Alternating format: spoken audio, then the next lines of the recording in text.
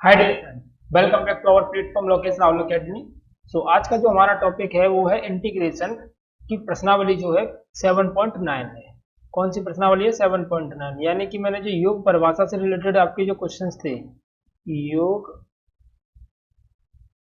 परिभाषा, योग परिभाषा से रिलेटेड जो क्वेश्चंस थे मैंने वो कंप्लीट करा दिए। उनका मैंने सूत्र भी आपको लिखा दिया, किस तरीके से क्वेश्चन करते हैं वो भी मैंने आपको समझा दिए। और लिमिट्स के क्वेश्चंस क्या होते हैं, यानी कि डेफिनेट इंटीग्रेशन की स्टार्टिंग मैंने कर दी है। डेफिनेट इंटीग्रेशन की स्टार्टिंग मैं कर चुका हूं, ठीक है, और बता चुका हूं डेफिनेट इंटीग्रेशन क्या होते हैं। ठीक है, आज की जो एक्सरसाइज है वो 7.9 है, जिसमें आपको हम पढ़ने वाले हैं। एटलीस्ट कोशिश करूंगा कि इसके अंदर एक घंटे के लेक्चर के अंदर इसको खत्म करने की। अगर कुछ क्वेश्चन रह जाते हैं तो फिर अगले लेक्चर में हम कवर करेंगे। तो प्लीज दोस्तों, प्लीज गाइस, प्लीज फ्रेंड्स, आप अपने जितने भी रिलेटिव्स हैं, जो आपके दोस्त हों, आपके ग्रुप हों, जितने भी, जितने आपको इंटरमीडिएट की पढ़ रहे हों वो, तो वो उनको आप वीडियो को शेयर कर सकते हैं, उनको बता सकते हैं कि आपको यहाँ पर एकदम बहुत जेन्युइन तरीके से आपको अच्छे से समझाया जा रहा है। मैं वादा करता हूँ आपसे कि अगर आप वीडियो पर आए हो तो वीडियो को 10 या 15 मिनट तक देख लीजिए, फिर आप अगर जाना चाहो तो जा सकते हो, क्योंकि मैं इस तरीके से आपको पढ़ाने वाला हूँ कि आपको बहुत अच्छे से समझ में आने वाला है। तो नो डाउट आप अच्छे से पढ़िए। मैं समझाने वाला हूँ कि आपको पहले तो आपको थोड़ा सा डिटेल्ड में बता देता हूँ, थोड़ा सा और बता देता हूँ, अगर किसी को भी नहीं पता हो तो डेफिनेट इंटीग्रेशन क्या होता है उसके बारे में, ठीक है। देखिए, क्वेश्चन नंबर फर्स्ट।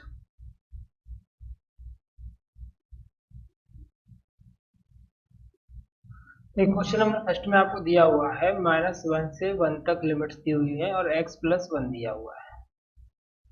देखिए, अगर आप कोई भी एक ऐसा स्टूडेंट है जो सामने वीडियो दिख रहा हो और उस पर अगर थोड़ी बहुत भी इंटीग्रेशन में ऐसी प्रॉब्लम्स आती है कि जो इंटीग्रेशन को सॉल्व नहीं कर पाता है, या न्यू स्टूडेंट हो जो कि इंटीग्रेशन नहीं जानता है, तो प्लीज वो प्ले लिस्ट में जाकर पहले उन वीडियोज को देख ले, दो चार वीडियोज को देख ले, जिससे कि इंटीग्रेशन के बारे में उसको पता चल जाए क्या होती है इंटीग्रेशन, कैसे सॉल्व करते हैं। एक्स और वन, तो एक्स का इंटीग्रेशन x² 1 का इंटीग्रेशन x, और लिमिट्स हो जाएंगी आपकी -1 से 1 तक। फिर क्या करना होता है? अपर limit minus lower limit, upper limit minus lower limit. Upper limit 1² 2 + 1 minus lower limit -1² 2 -1, 1² यानी 1/2 + 1,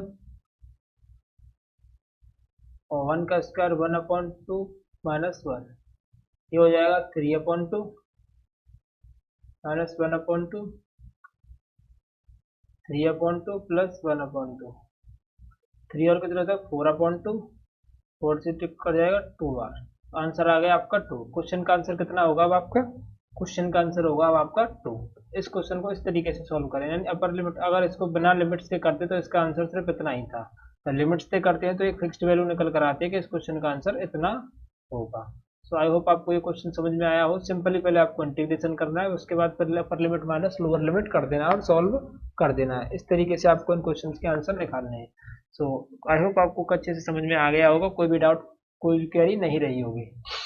चलिए, तो क्वेश्चन नंबर, चलते हैं सेकंड की तरफ। देखिए, क्वेश्चन नंबर सेकंड क्या कह रहा है? लिमिट्स दी हुई हैं आपकी 2 से 3, 1/x इंटू में dx, ठीक है। ये लिमिट सॉल्व करनी है। पहली बात तो हमको इसका इंटीग्रेशन करना है, तो 1/x का इंटीग्रेशन क्या होता है? log x, 2 से 3, ठीक है।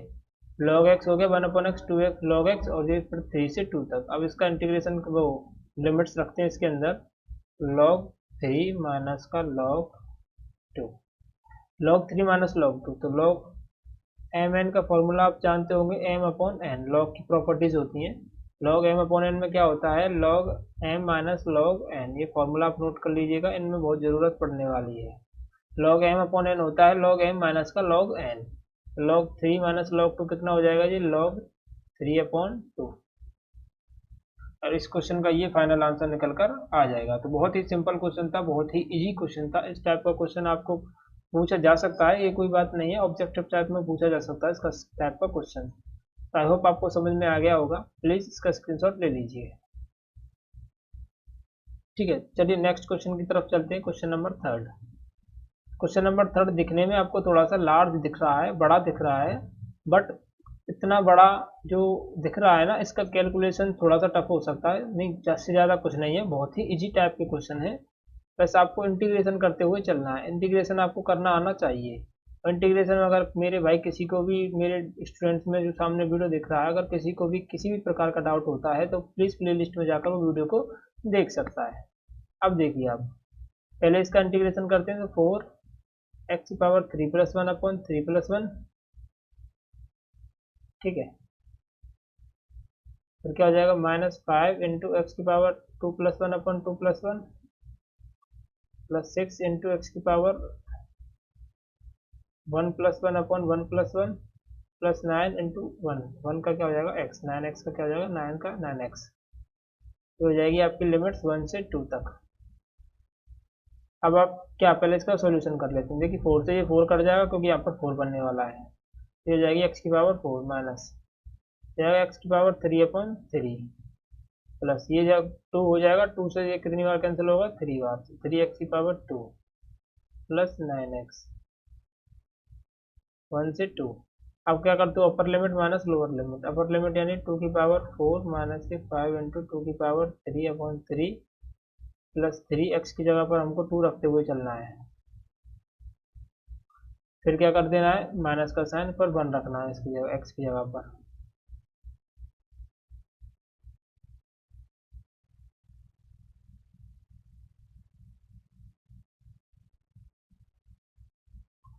टू की पावर 4 कितना होता है, 2 दूनी 4, 4 दूनी 8, 8 दूनी 16। ये कितना हो जाएगा, 2 की पावर 8, 2 की पावर 3 कितना होता है, 8, 8 × 5 = 40। 2 की पावर 2 4, 4 × 3 = 12, 9 दूनी 18। सॉल्व करते हो, 1 - 5/3 + 3 + 9। अब देखिए 16, 12 और 8 20, 12 और 8 हो जाएंगे आपके 30, 30 और 16 हो जाएंगे आपके 46, 46 माइनस के 46 माइनस के 14/3 माइनस 9 और 1 10 और 3 13, 13 माइनस के 5/3। सॉल्यूशन करते हैं तो 46 3 का कितना होता है, 6 18 की 8 की 1, 4 12 और 1 13, 138, 138 फिर माइनस होगा 40 पर, बाद में करते हैं, पहले इसको लिख लेते हैं। ये रहती है 39 माइनस के 5/3। सॉल्व करते हैं इसको तो कितना बचेगा, इसमें से शायद 98 बचेगा। 98 और 2 होता है आपका 100, सही है, ठीक है। 98/3 माइनस का ये हो जाएगा आपका 34/3। इसका माइनस करते हो तो 8 - 4 कितना हो जाएगा आपका 4, 9 3 कितना हो जाएगा आपका 6/3। तो 64/3 इस क्वेश्चन का फाइनल आंसर होगा। कितना होगा, 64/3। देखिए कैलकुलेटिव था थोड़ा सा, मैं मानता हूँ इस बात को, पर इतना भी हैवी कैलकुलेशन नहीं था जिससे आपको सॉल्व करने में प्रॉब्लम होती हो। ठीक है, वेरी सिंपल कैलकुलेशन, सिंपल से स्टेप से इनको सॉल्व किया और आंसर निकल कर आपका आ गया। तो आई होप आपको अच्छे से समझ में आया हो। प्लीज इसका स्क्रीनशॉट ले लीजिए। फिर क्वेश्चन नंबर 4 की तरफ चलते हैं।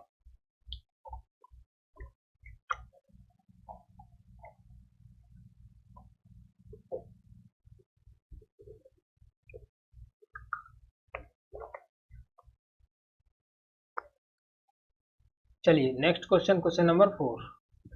इस क्वेश्चन को करते हैं, देखते हैं क्या है इस क्वेश्चन के अंदर। सिंपली पहले तो हमको इसका इंटीग्रेशन करना है। 0 से π/4 sin 2x × dx। तो मैंने आपको स्टार्टिंग में वीडियोस में ही बता दिया था कि जब कभी भी 2x आता है तो इस तरीके के क्वेश्चन का इंटीग्रेशन हमको किस तरीके से करना होता है। चलिए मैं और बता देता हूँ। जैसे कि sin 2x है, इसका मुझे इंटीग्रेशन करना है, तो सिंपली पहले आप ये सोचिए कि sin x का इंटीग्रेशन क्या होता है। इसको t मानकर सॉल्व करोगे तो 1-2 स्टेप और ज़्यादा बढ़ जाते हैं, इससे बेटर है कि आप डायरेक्ट करो इसको। sin x का इंटीग्रेशन क्या होता है आपका, माइनस का cos x, यही होता है। sin x का होता है माइनस का cos x।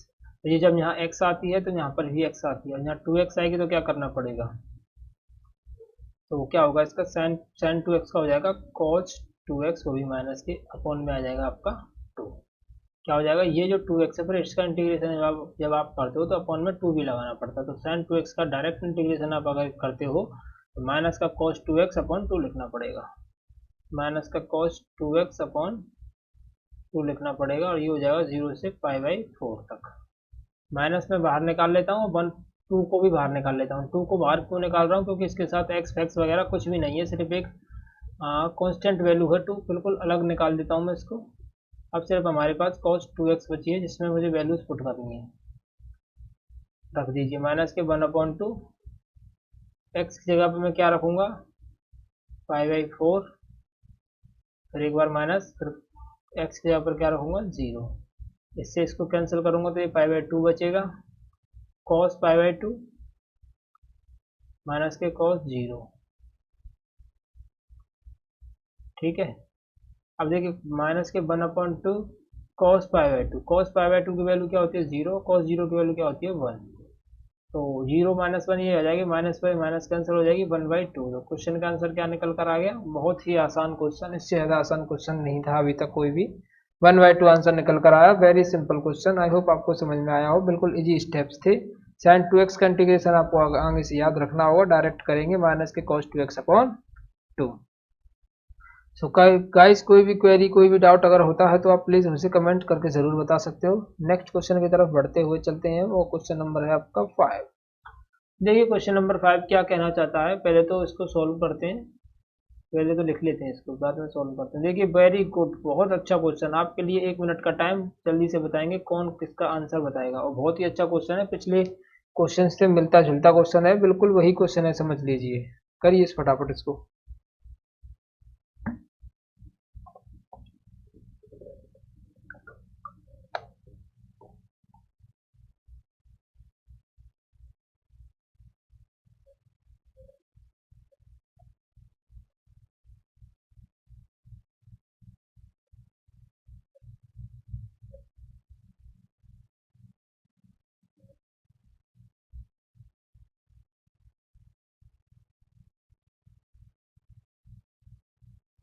चलिए आई होप आप सभी ने कर लिया होगा, कुछ बच्चों के आंसर आ भी चुके हैं।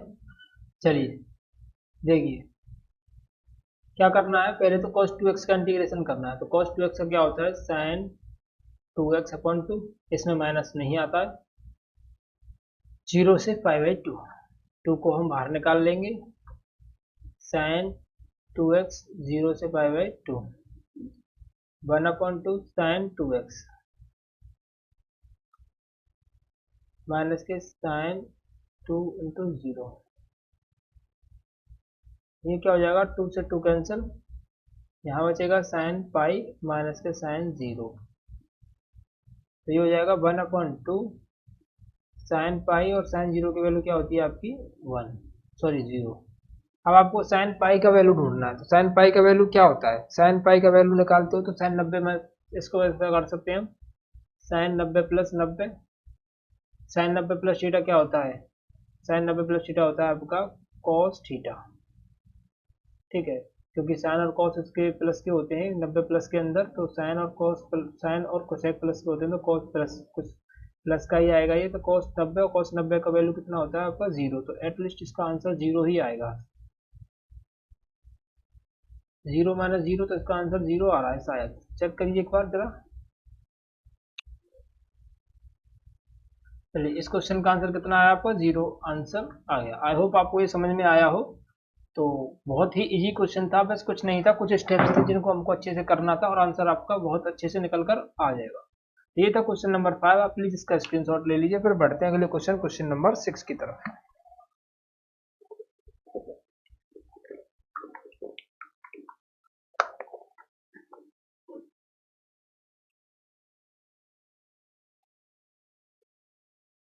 चलिए क्वेश्चन नंबर 6, देखिए बहुत अच्छा क्वेश्चन है क्वेश्चन नंबर 6 भी। 4 5 लिमिट्स हैं, e की power x into D x दिया हुआ है। पहले आप e की पावर x का इंटीग्रेशन करोगे, तो e की पावर x का इंटीग्रेशन क्या होता है, e की पावर x ही होता है,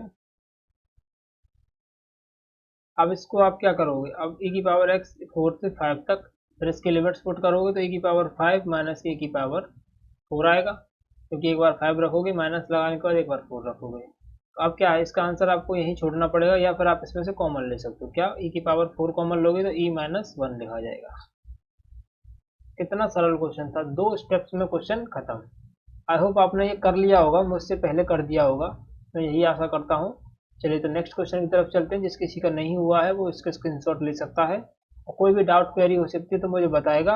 और प्लीज़ गाइस, मैं आपसे हर वीडियो में यही निवेदन करता हूँ कि आप प्लीज़ वीडियो को पूरा देखा कीजिए, क्योंकि पूरा देखने से ही आपको अच्छे से क्लियरिटी आएगी कॉन्सेप्ट को समझने में। आप आधे अधूरे ज्ञान से कोई फायदा नहीं होता है। या तो वीडियो पर आकर, मतलब मेरा कहने का ये मतलब है कि देखिए, वीडियो पर अगर आप आते हो तो वीडियो पर आधे अधूरे ज्ञान से कोई फायदा नहीं होता। आधे अधूरा ज्ञान मिलता है, उसके बाद फिर आप ये कहते हो यार ये टीचर बहुत गलत पढ़ाता है। तो आपको एक चीज़ मैं बता दूं, क्लियर कर दूं, अगर आप वीडियो को थोड़ी देर के लिए, मैं माफ़ी चाहता हूँ एक लेक्चर के लिए, इस बकवास के लिए, पर ये बकवास नहीं है, बहुत इंपॉर्टेंट चीज़ है आपके लिए। आप इम्पोर्टेंट चीज़ ये है कि देखिए, पढ़ाई ना तो घटिया होती है और ना बेकार होती है, ठीक है। ये कहते हैं ना, बढ़िया पढ़ाई क्या होती है, घटिया पढ़ाई क्या होती है। तो पढ़ाई घटिया कौन सी होती है मेरे भाई, यार ये बहुत बंदा बहुत घटिया पढ़ा रहा है। क्या घटिया, घटिया क्या पढ़ा रहा है, पढ़ा तो वो भी अच्छा ही रहा है, अपनी तरफ से अपने अच्छे बनाने करने की कोशिश कर रहा है। हाँ, थोड़ा बहुत ऐसा है कि वो आपको समझाने में संतुष्ट नहीं कर पा रहा है, वो बात अलग है। देखिए, मैं आपको समझाने में संतुष्ट तभी कर पाऊंगा जब आप वीडियो को पूरा कंप्लीट देखते हो, मेरी बातों को समझने की कोशिश करते हो। क्योंकि कोई भी बंदा अगर अपने दिमाग में ये समझ कर किसी वीडियो को देखता है कि यार ये बंदा क्या पढ़ाएगा, तो उसको तो यह समझ लीजिए कि उसके समझ में किसी की भी नहीं आने वाली है। वो सिर्फ फैसिलिटी पर आया है, फैसिलिटी के लिए आया है कि किसके ज़्यादा बढ़िया फैसिलिटी है। एक बड़ा सा बोर्ड होगा, उसमें बंदा अच्छे से पढ़ा रहा होगा, ये होगा सब टेक्निकल टेक्निकल होगा, उंगली से चलेगा, ये होगा। देखिए भाई, किसी के पास टेक्निकल इतनी बड़ी फैसिलिटीज होती है, किसी के पास नहीं भी होती है। ऐसा नहीं है कि किसी कोई ला नहीं सकता है, बट इतना अच्छी फैसिलिटी के आपको बोर्ड पर आपको पीपीटी के जरिए पढ़ा रहा हूँ, वो भी बहुत अच्छी, मतलब समझ तो ठीक है, लेकिन आपको समझ में आना चाहिए। मेरा तो काम ये है कि आपको अच्छी से नॉलेज डिलीवर्ड करने का, वो अब तक मैं अपने काम को पूरा करने की कोशिश कर रहा हूँ। तो आपका फर्ज ये बनता है कि आप वीडियो को पूरा देखिए, जिससे कि आपको और अच्छे से समझ में आ सके। तो प्लीज़ गाइस, वीडियो को पूरा जरूर देखा कीजिए। चलिए नेक्स्ट क्वेश्चन की तरफ चलते हैं, क्वेश्चन नंबर 7। अब ये क्वेश्चन है, बहुत अच्छा क्वेश्चन है। 0 से π/4 10x इंटू डी एक्स। तो देखिए, 10x का इंटीग्रेशन क्या होता है, 10x के दो इंटीग्रेशन होते हैं। एक तो होता है आपका log cos x प्लस सी, जिसमें माइनस लगा होता है। एक होता है log sec x प्लस सी। दो इंटीग्रेशन होते हैं, आप किसी भी इंटीग्रेशन को लगाकर सॉल्व कर सकते हो। मैं पहले वाले को लगा लेता हूँ, माइनस का log cos x प्लस 0 से π/4। 10x का इंटीग्रेशन कर दिया, माइनस को बाहर निकाल देंगे, फिर करेंगे upper limit minus lower limit. Upper limit cos π/4 minus lower limit. देखिए क्वेश्चन नंबर 8। क्वेश्चन नंबर 8 में क्या करना है हमको, पहले तो इसका इंटीग्रेशन करना है कोसेक एक्स का, ठीक है। कोसेक एक्स का इंटीग्रेशन क्या होता है आपका, पहले तो इसको लिख लेता हूँ, π/6 और π/4, फिर cosec x into D x. अब इसका मुझे इंटीग्रेशन करना है। देखिए, तो कोसेक एक्स का इंटीग्रेशन होता है आपका लॉग कोसेक एक्स माइनस का कॉट एक्स। ये होता है आपका log cosec x minus cot x, इसका इंटीग्रेशन। अब आपको क्या करना है, सिंपली इसकी वैल्यूज को पुट कर देना है। 1 मिनट। सिंपली इसकी वैल्यूज को क्या कर देना आपको, इसकी वैल्यू को यहाँ पर पुट कर देना। तो कोसेक एक्स का जब आप इंटीग्रेशन करते हो तो क्या मिलता है आपको, लॉग कोसेक एक्स माइनस का कॉट एक्स, ठीक है। अब आपको क्या है, सिंपल π/6 है इधर और π/4 है इधर। तब upper limit minus lower limit, log cosec π/4 minus के कॉट π/4, फिर माइनस लगाओगे लॉग कोसेक π/6 माइनस के कॉट π/6। अब सिंपल सॉल्व करना है इसको हमको। कोसेक π/4 मीन्स क्या होता है, कोसेक का पाई बाई 4 का वैल्यू होता है आपका √2, ठीक है, माइनस कॉट का तो 1 ही होता है। कोसेक पाई बाई 6 यानी कि 6 18, साइन 30 की वैल्यू को उल्टा कर देना यानी 2, कॉट पाई बाई 6 यानी कि 30, तो 30 की वैल्यू, कॉट 30 की वैल्यू क्या होती है आपकी √3, √3 ही होती है, √3, ठीक है।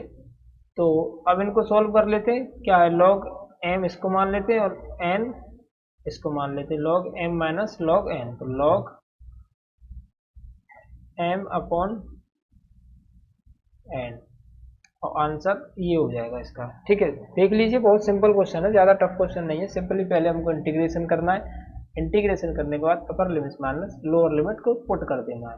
तो मैंने पाई बाई 4 की वैल्यू को पुट किया, log पाई बाई 4 कितना होता है, कोसेक पाई बाई 4 कितना होता है, साइन पाई बाई 4 का उल्टा वैल्यू होता है, साइन पाई बाई 4 होता है 1/√2, तो ये हो जाएगा आपका √2, कॉट पाई बाई 4 1 होता है, कोसेक पाई बाई 6 कितना होता है, कोसेक साइन पाई बाई 6 कितना होता है आपका 6 18 30 यानी 1/2, तो ये हो जाएगा आपका 2, और देन इसकी वैल्यू को यहाँ पर पुट करने के बाद में सॉल्व कर देना है। ये है क्वेश्चन नंबर 8 का सोल्यूशन। सो आई होप आपको अच्छे से क्लियरली समझ में आ गया होगा। नेक्स्ट क्वेश्चन की तरफ बढ़ने से पहले प्लीज़ आप इसका स्क्रीनशॉट ले लीजिए। सो आई होप आप सभी ने स्क्रीनशॉट ले लिया होगा। Next question, question number 9। कोई भी डाउट क्वेरी अगर होती है तो आप हाथ के हाथ पूछते हुए चलिएगा, अगर कोई फिर भी अगर आपको बाद में देखने के बाद क्वेरी आती है तो प्लीज़ आप कमेंट बॉक्स में मुझे कमेंट करके बता सकते हो। क्वेश्चन नंबर 9 में देखिए लिमिट्स दी हुई है 0 to 1 and then dx upon में दिया हुआ क्वेश्चन √1 माइनस का एक्स स्क्वायर। देखिए 1 अपॉन √1 माइनस का एक्स स्क्वायर है, तो आपको इसका सीधा सीधा इंटीग्रेशन ही याद होगा। इसका इंटीग्रेशन क्या होता है, ठीक है, ये होता है आपका sign inverse x plus C का, सीधा सीधा इंटीग्रेशन इसका शायद फॉर्मूला होता है, ये आपका क्या होता है 1 अपॉन √1 माइनस का x square dx, sine inverse x plus C का सीधे सीधा फॉर्मूला होता है, ठीक है। तो मैं इस फॉर्मूले को जब इसके अंदर पुट करता हूँ तो मुझे पता है कि इसका किसका इंटीग्रेशन है, ये साइन इनवर्स एक्स का इंटीग्रेशन है। तो लिमिट्स हैं आपकी कितनी है 0 to 1। आप क्या करना होगा, अपर limit minus lower limit, upper limit minus lower limit, जब पुट करते हो तो साइन इनवर्स ये हो जाएगा 1 माइनस साइन इनवर्स ये हो जाएगा 0। अब इसके लिए आपको इन्वर्सली ट्रिग्नोमेट्री का पढ़ना जरूरी है, क्योंकि इस तरीके के क्वेश्चन को सॉल्व करने के लिए आपको अगर नहीं पता होगा, आइडिया नहीं होगा कि इन्वर्स को कैसे सॉल्व करते हैं, तो आप कैसे सॉल्व करोगे। तो देखिए अब क्या करना है, साइन इनवर्स 1 का वैल्यू क्या होता है, 1 का वैल्यू होता है आपका साइन पाई बाई 2 का, ठीक है, माइनस साइन इनवर्स 0 किसका वैल्यू होता है, साइन 0 का, तो साइन से साइन हट जाएगा यहाँ पर, तो पाई बाई 2 बचेगा और यहाँ 0 बचेगा, तो आंसर कितना आ जाएगा आपका पाई बाई 2। ये है इस क्वेश्चन का सॉल्यूशन, बहुत ही सिंपल तरीके का क्वेश्चन, इतना आसान क्वेश्चन, बहुत अच्छा क्वेश्चन है। आई होप आपको क्लियर समझ में आ गया होगा। कोई भी डाउट या क्वेरी होती है तो प्लीज़ आप इसके मुझे बता दें, कमेंट बॉक्स में बता सकते हो कि सर यहाँ पर डाउट आया था, तो मैं उस डाउट को क्लियर कर दूंगा, ठीक है। सो देखिए अब नेक्स्ट 1 मिनट, ठीक है, नेक्स्ट क्वेश्चन की तरफ चलते हैं। क्वेश्चन नंबर 10, क्वेश्चन नंबर 10 में dx upon 1 plus x square, ये सभी फॉर्मूले हैं जो मैं आपको लिखा चुका हूँ, बस साथ के साथ मैं आपको लिखाता हुआ चल रहा हूँ, अगर किसी को नहीं याद है तो वो भी लिख दे सकता है। तो ये किसका फॉर्मूला है, फॉर्मूला है आपका, ये किस चीज़ का है, ये है आपका integration by 1 plus x square into D x. तो ये होता है आपका tan inverse x plus C का, किसका होता है आपका tan inverse x plus C का। तो अब इसको सॉल्व करते हो तो डायरेक्ट मैं इस जगह पर क्या पुट कर सकता हूँ कि 1 अपॉन 1 प्लस एक्स स्क्वायर का इंटीग्रेशन क्या होता है सर, टेन इनवर्स एक्स, अब क्या है 0 to 1 है, लिमिट्स को करोगे तो upper limit minus lower limit, तो upper limit minus lower limit. अब करिए फिर दोबारा से वही इन्वर्सली सॉल्व करना है इसको। 1 किसका वैल्यू होता है टेन पाई बाई 4 का, ये किसका होता है टेन, टेन 0 तो वैल्यू 0 की ही होती है, इसको हटा देते हैं, 10 से 10 हट जाएगा ये वाला, ये वाले से ये वाला हट जाएगा, तो बचेगा पाई बाई 4 माइनस का 0। तो आंसर है फाइनल आपका π/4। ये है आपका final answer. So I hope आपको ये क्वेश्चन भी समझ में आया होगा। देखिए कितने सिंपल क्वेश्चंस हैं, कितनी आसानी से मैं समझाने की कोशिश कर रहा हूँ अपर लिमिट माइनस लोअर लिमिट करते हुए। चलिए ये तो देखिए बहुत ही सिंपल स्टेप्स के क्वेश्चन है। अगर आप अच्छे से वीडियो को आप अभी तक देख रहे हो तो आपको ये अच्छी सभी चीजें अच्छे से समझ में आ रही होंगी। पर इससे जो नेक्स्ट एक्सरसाइज आने वाली है वो हमारी प्रॉपर्टीज बेस्ड क्वेश्चन है। प्रॉपर्टीज बेस्ड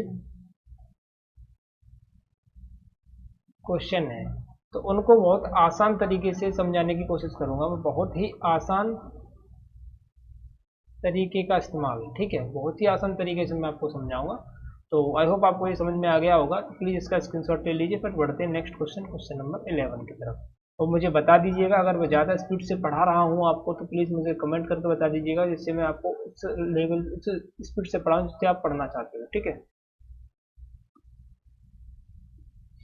चलिए तो पढ़ते हैं अगले क्वेश्चन, क्वेश्चन नंबर 11 की तरफ।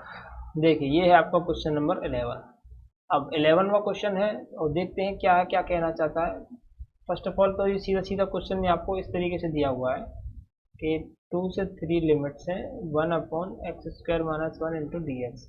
अब ये किसका फॉर्मूला होता है? x² - 1 तो किसी का फॉर्मूला हमने पढ़ा नहीं है। इस तरीके को कैसे सॉल्व करना है, अब ये तो सोचना पड़ेगा थोड़ा सा इसके बारे में। तो ये x² - 1 कैसे सॉल्व करोगे सर? ऐसा तो कोई फॉर्मूला पढ़ा नहीं है हमने। और देखते हैं कोई फॉर्मूला पढ़ता है, पढ़ा हो तो। फिलहाल तो इसको सॉल्व करने के बारे में सोचते हैं। और कैसे करोगे सॉल्व, इस चीज को देखते हैं। देखिए अब इसको सॉल्व करने के लिए क्या करोगे, ऐसा तो कोई फॉर्मूला होता नहीं है, पर हमारे पास इतना पता है हमको कि एक ऐसा फॉर्मूला होता है। कैसा होता है? एक ऐसा फॉर्मूला तो शायद हमने पढ़ा था, x² माइनस का a²। ये एक फॉर्मूला होता है। आई होप आपको याद हो। अगर याद नहीं है तो प्लीज वीडियो को, प्रीवियस वीडियो को जाकर देख ले, मैं लिंक डिस्क्रिप्शन में दे दूंगा, जिससे उसको परेशानी ना हो ढूंढने में। x² माइनस a², तो 1/2a log x माइनस ए अपॉन एक्स प्लस ए। इस तरीके का फॉर्मूला तो हमने अच्छे से पढ़ा है। तो इसमें हम क्या कर सकते हैं, इस -1 को हम क्या कर सकते हैं, एक मिनट में जरा इसको थोड़ा सा और अच्छे से लिखता हूँ। इसको मैं 1 का स्क्वायर मान सकता हूँ। तो अब इसको मैं इस फॉर्मूले के ऊपर अप्लाई कर सकता हूँ। तो क्या होगा, 1/2 इंटू ए की जगह पर 1 आ जाएगा, log x माइनस ए की जगह पर 1 और एक्स प्लस 1। ठीक है, आप तो सॉल्व कर सकते हो। 1/2 log x minus 1 x plus 1। अब क्या, 1/2 को आप बाहर निकाल लीजिए।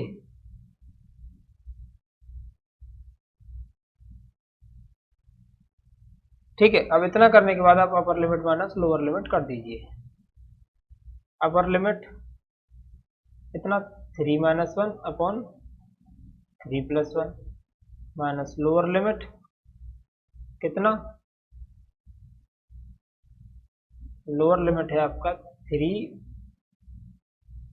सॉरी 3 नहीं है, सॉरी 2 है।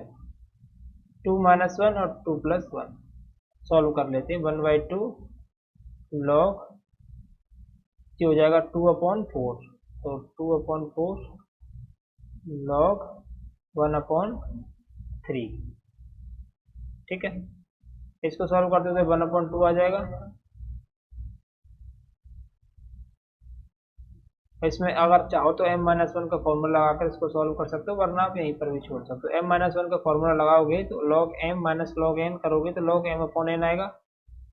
तो log m/n, 3 कहाँ चला जाएगा ऊपर, 2 कहाँ जाएगा नीचे, तो 1/2 log 3/2 प्लस, सॉरी प्लस तो सी नहीं आएगा इसमें। इसमें आंसर यहाँ पर भी कर सकते हो, अगर नहीं सॉल्व होता तो आप यहीं पर भी छोड़ सकते हो। तो ये इस तरीके से सर क्वेश्चन को हम सॉल्व कर सकते हैं। सो आई होप आपको 11वां क्वेश्चन अच्छे से समझ में आ गया होगा। कोई भी डाउट क्वेरी होती है तो प्लीज मुझे कमेंट में जरूर बता दें। ठीक है, तो आप प्लीज इसका स्क्रीनशॉट ले लीजिए। फिर नेक्स्ट क्वेश्चन की तरफ चलते हैं, क्वेश्चन नंबर 12।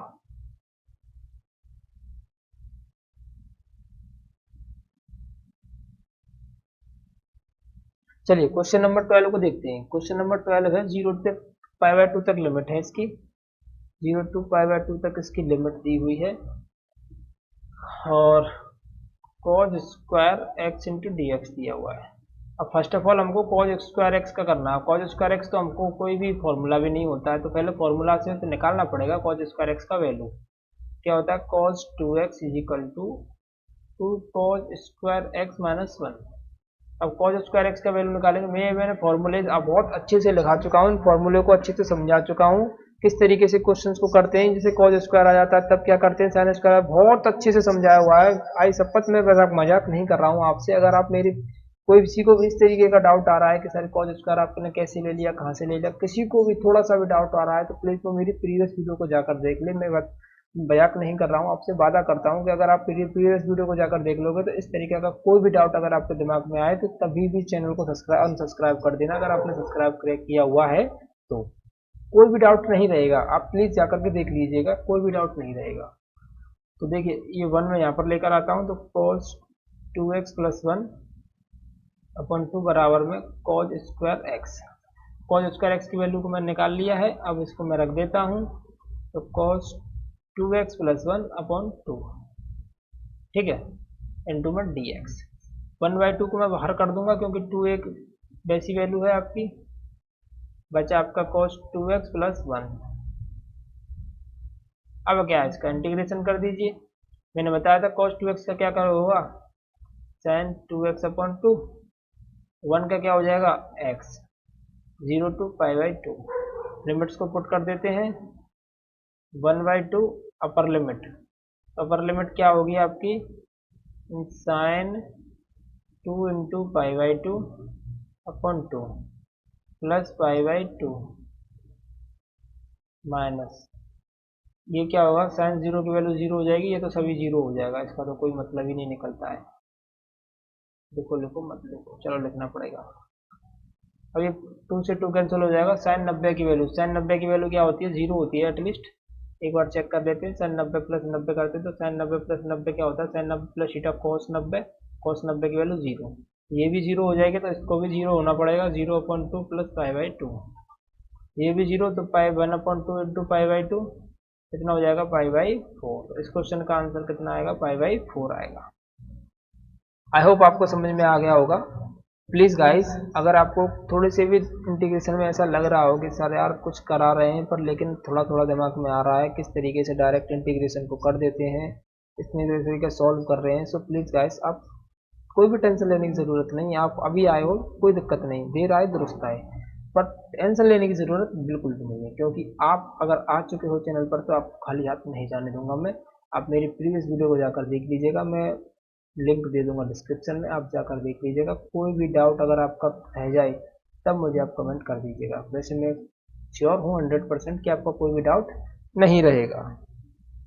चलिए नेक्स्ट क्वेश्चन, आप आई होप आप सभी ने स्क्रीनशॉट ले लिया होगा। चलिए क्वेश्चन नंबर 13। अभी अपने पास टाइम है, मैं क्या करता हूँ इस वीडियो के अंदर हम 15 क्वेश्चन कर लेते हैं, अगली वीडियो के अंदर भी हम बचे कुछ क्वेश्चंस को कंप्लीट कर लेंगे, ठीक है। इस वीडियो के अंदर 15 क्वेश्चन ही रहने देते हैं क्योंकि आप ज़्यादा बोर हो जाओगे। देखिए 13 क्वेश्चन में 13वां क्वेश्चन क्या कहता है आपसे, 3 लिमिट्स हैं, x upon x square plus 1 into D x है। अब इसको सॉल्व करिए सर।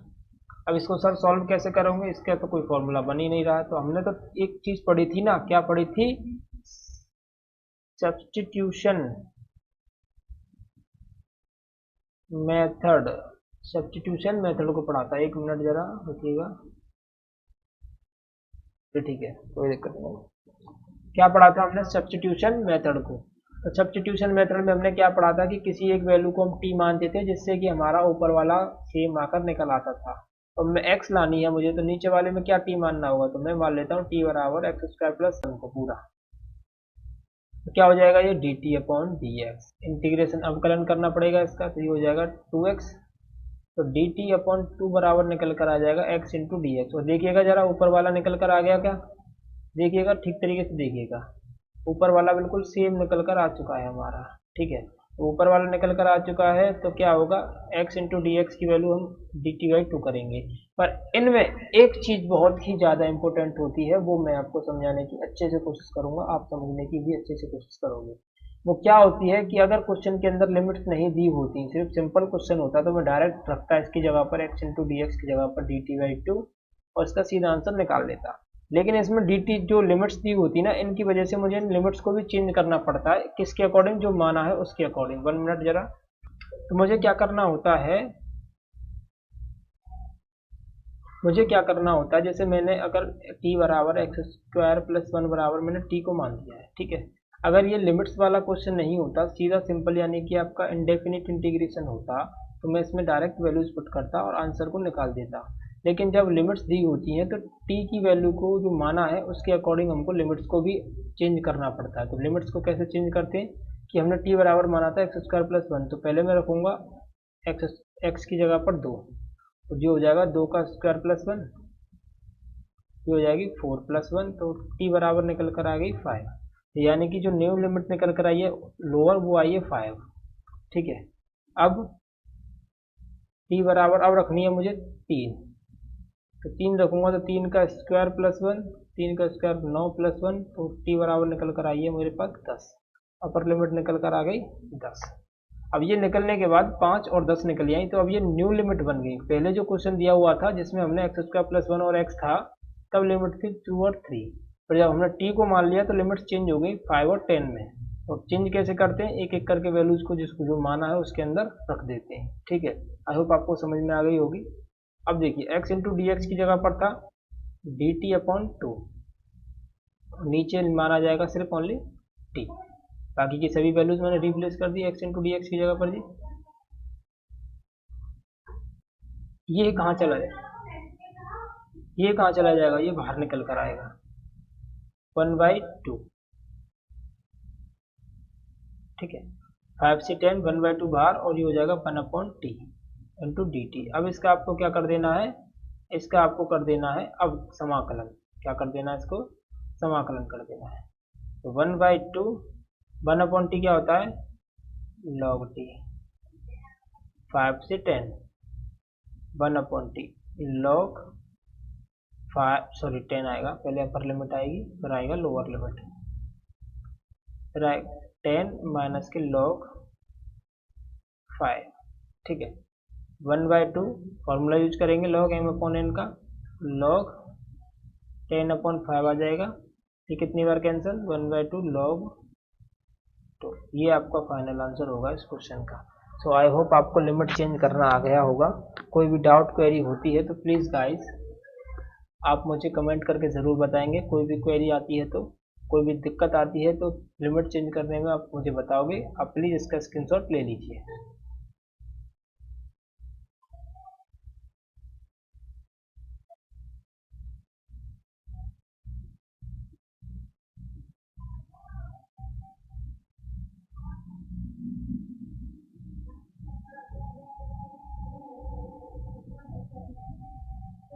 चलिए।